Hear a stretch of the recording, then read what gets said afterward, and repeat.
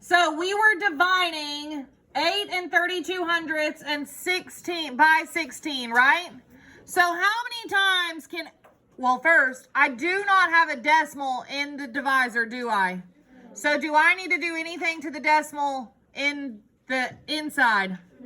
No. So right now I can take that decimal and just move it straight where? Straight up.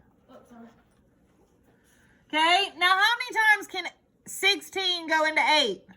0. But how many times can 16 go into 83? 5.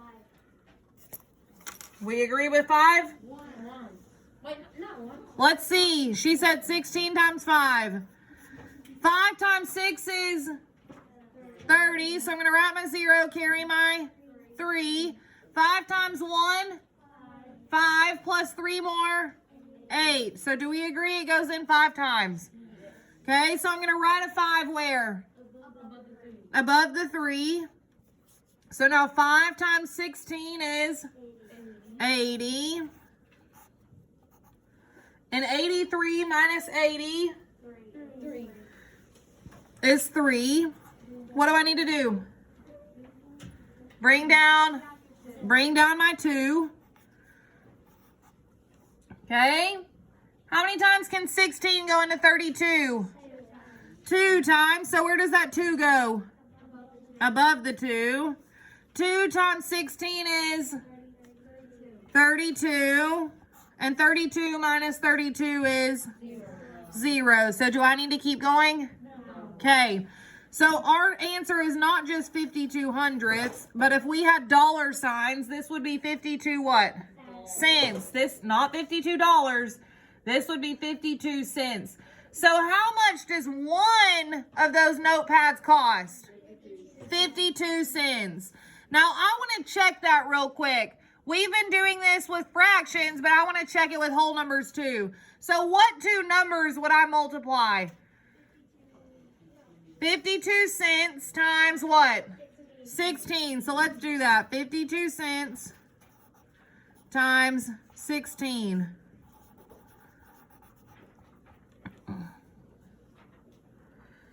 I need to start by doing what? 6 times, then 6 times, then 6 times. Okay, 6 times 2.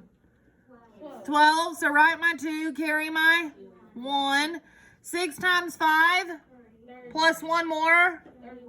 So I'm going to write my 1, carry my 3. 6 times 0. 0 plus 3 more is 3. What do I need to do? Not bring down my decimal. I need to put a 0 under the 2. Mark out my 6. Erase what I carry. I love it. Okay.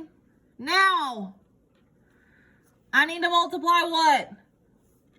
1 times 2, then 1 times, then 1 times. Okay, 1 times 2. 1 times 5. 1 times 0. 0. Okay, now I need to what? Add them. I should see everybody's mask pulled back up for me, please. So 2 plus 0 is 2. Okay. 1 plus 2 is 3. 3 plus 5. 8. Do I need to bring down that 0? No. But I need how many numbers behind the decimal? 2. Does this number match what we started with dividing? So did we get our answer correct? Okay. So 52 cents is going to be our answer. So I'm going to turn my paper back and I'm going to write 0 and 52, and then I'm going to put a dollar sign in front of it. Okay. We got it? Okay, number 5. Number 5, what did we have to do here? Multiply what? Not add them. Straight across. What's 5 times 1? 5. What's 8 times 3? 24. Can we make that fraction any smaller? No, there's not anything that can go into both 5 and 24, correct? No, because if I were to take 5 into 24, well, does 5 divide 24 evenly? No. What about 4? Can you do 5 divided by 4? No. What about 3? 5 divided by 3? 5 divided by 2? 5 divided by 1? Okay, so our fraction is good as it is. Colt, I hope you're with me. Okay, Nelson made 16 cups of fruit smoothie. Made 16 cups of fruit smoothie. There is a typo. That is not grammatically correct, but we're going to keep moving. He is going to divide it evenly among 12 friends. How many cups of smoothie will each friend get? Well, we have how many cups? 16. And how many friends do we have to divide it by? 12.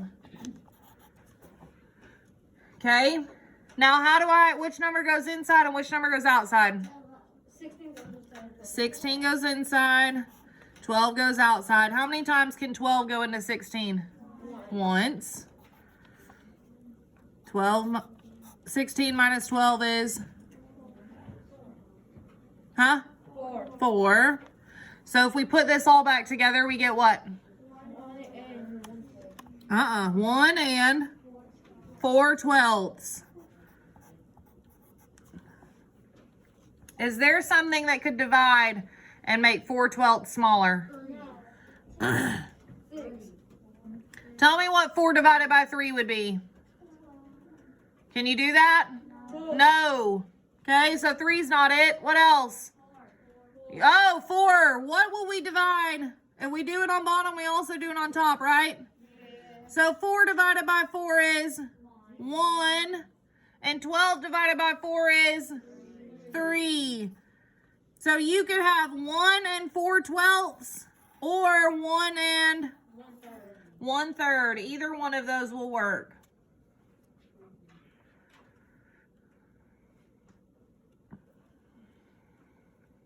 We got it? Okay.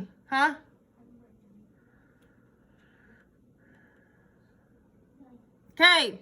Number 7, 4 tens. How would you write 4 tens? 4, 0, and a decimal, right? And it wants to know how many ones are in it. Well, how many ones do we have? 40. Look, if we were to multiply 40 times 1, what would we get? 40. So we have 40 ones. Okay. 300s. How would I write that? How would you write 300? 300 what? Decimal. It wants to know how many tens are in it. Well, what? Yes, 30. You're right. But for those of you that don't know, 30 times 10 is equals 300. So is that one correct? Yeah. Lord have mercy. Y'all with the hoods. Take them off. Yes, ma'am.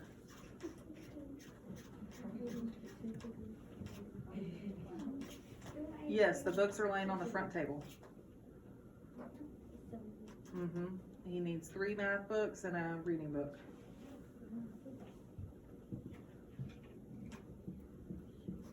Three math books and a reading book.